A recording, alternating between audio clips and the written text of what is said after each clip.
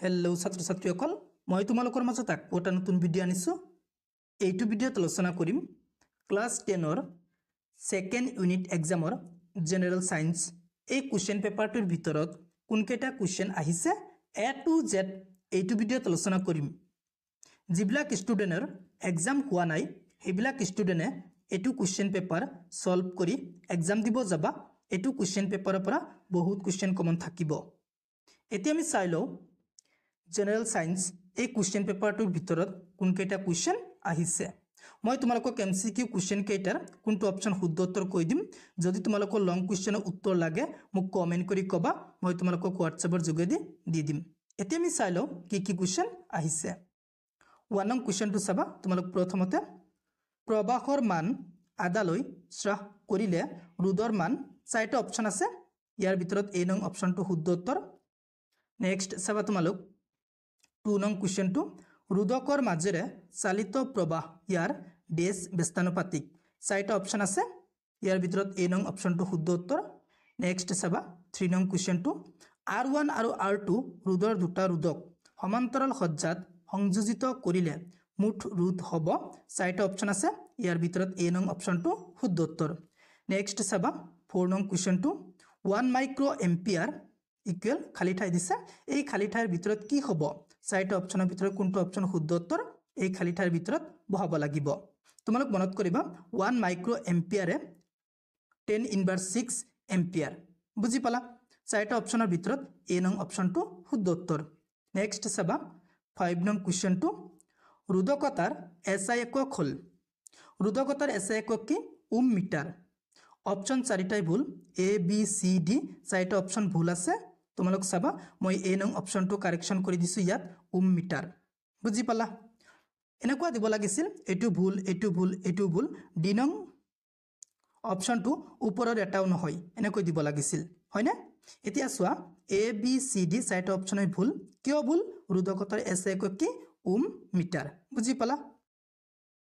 Next চাবা তোমালোক 6 নং কুৱেশ্যনটো তলৰ কোনটো অনুত দ্বি সহযোজী বান্ধনী থাকে, চাৰিটা অপচন আছে, ইয়াৰ ভিতৰত ডি নং অপচনটো শুদ্ধ উত্তৰ। নেক্সট চাবা 7 নং কুৱেশ্যনটো ক্লৰোফৰ্মৰ গলনাংক হ'ল, চাৰিটা অপচন আছে, ইয়াৰ ভিতৰত ডি নং অপচনটো শুদ্ধ উত্তৰ।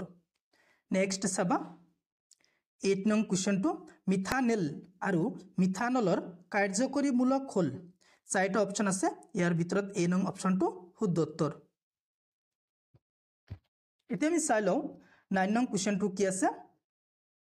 9 নং কুৱেশ্যনটো চাবা, এটা যৌগ দিছে, যৌগটোৰ সংকেত মানে যৌগটোৰ নাম কি সেইটো আমাক ক'ব দিছে। 9 নং কুৱেশ্যনৰ ডি নং অপচনটো শুদ্ধ উত্তৰ বিউটানন, বুজি পালা। 10 নং কুৱেশ্যনটো চাবা ভিনেগাৰত থকা জৈৱ এচিডবিধ হ'ল, ডি নং অপচনটো শুদ্ধ উত্তৰ ইথানয়িক এচিড। নেক্সট চাবা 11 নং কুৱেশ্যনটো অম্লৰাজত থকা গাঢ় HNO3 আৰু গাঢ় HCl অনুপাত হ'ল 1:3, বি নং অপচনটো শুদ্ধ উত্তৰ। বহুতে 3:1 দিব, 3:1 নহয় 1:3 হ'ব, বুজি পালা, বি নং অপচনটো শুদ্ধ উত্তৰ। নেক্সট চাবা 12 নং কুৱেশ্যনটো তলৰ কোনটো আয়নীয় যৌগ নহয়, বি নং অপচনটো শুদ্ধ উত্তৰ H2O, এই যৌগটো আয়নীয় যৌগ নহয়, এই যৌগটো কি যৌগ, সহযোজী যৌগ। 13 নং কুৱেশ্যনটো চাবা ছডিয়াম ধাতু সংৰক্ষণ কৰা হয়, চাৰিটা অপচন আছে, ইয়াৰ ভিতৰত বি নং অপচনটো শুদ্ধ উত্তৰ কেৰাচিন তেলত।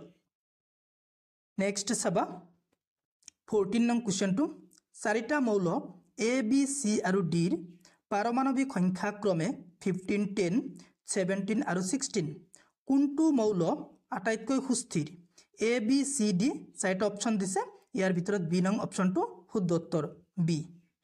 এতিয়া তোমালোক কমেন্ট কৰি ক'বা, মই তোমালোকক তিনিটা কুৱেশ্যনক কমেন্ট কৰিব দিম। মই তোমালোকক একে লেঠাৰিয়ে তিনিটা কুৱেশ্যন দিছোঁ 15, 16, 17, এই কুৱেশ্যন কেইটাৰ কোনটো অপচন শুদ্ধ উত্তৰ মোক কমেন্ট কৰি ক'বা। কমেন্ট কৰি ক'বা, যদি নোৱাৰা মোক ক'বা ছাৰ মই নোৱাৰো আপুনি কৈ দিয়ক, মই তোমালোকক কমেন্ট বক্সত 15, 16, 17 এই কুৱেশ্যন কেইটা উত্তৰ কৈ দিম। এতিয়া আমি চাই লওঁ নেক্সট কুৱেশ্যন কেইটা কি আছে।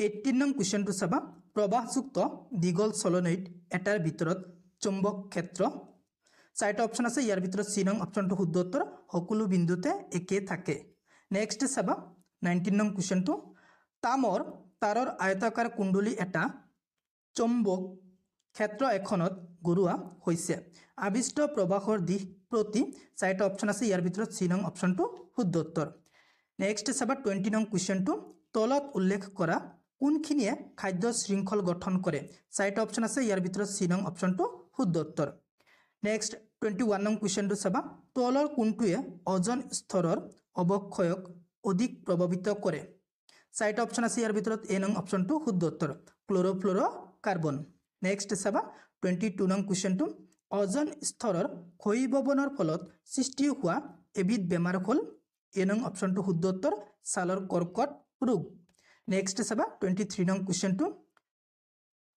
নিৰ্বনানীকৰণে সাধাৰণতে ডেছ হ্ৰাস কৰে চাৰিটা অপশ্যন আছে ইয়াৰ ভিতৰত এ নং অপশ্যনটো শুদ্ধ উত্তৰ বৃষ্টিপাত নেক্সট চাবা 24 নং কুৱেশ্যনটো গংগা নদীৰ কাৰ্যকৰী আঁচনি কেতিয়া আৰম্ভ কৰা হৈছিল চাৰিটা অপশ্যন আছে ইয়াৰ ভিতৰত এ নং অপশ্যনটো শুদ্ধ উত্তৰ লাষ্ট এমচিকিউ কুৱেশ্যনটো চাবা 25 নং কুৱেশ্যনটো বিশ্ব পৰিৱেশ দিৱস উদযাপন কৰা হয় চাৰিটা অপশ্যন আছে ইয়াৰ ভিতৰত এ নং অপশ্যনটো শুদ্ধ উত্তৰ 5 জুন হৈ গ'ল মই তোমালোকক কৈ দিলোঁ 25 টা এমচিকিউ কুৱেশ্যনৰ কোনটো অপশ্যন শুদ্ধ উত্তৰ মই তোমালোকক তিনিটা এমচিকিউ কুৱেশ্যন 15 16 আৰু 17 এই কুৱেশ্যন কেইটাৰ কোনটো অপশ্যন শুদ্ধ উত্তৰ মই তোমালোকক কমেণ্ট কৰিব দিলোঁ যদি নোৱাৰা মোক কমেণ্ট কৰি ক'বা মই তোমালোকক কমেণ্ট বক্সত লিখি দিম 15 ৰ কোনটো অপশ্যন শুদ্ধ উত্তৰ 16 ৰ কোনটো অপশ্যন শুদ্ধ উত্তৰ 17 ৰ কোনটো অপশ্যন শুদ্ধ উত্তৰ মই তোমালোকক কমেণ্ট বক্সত লিখি দিম এতিয়া তোমালোক নেক্সট কুৱেশ্যন কেইটা চাই লোৱা 26 27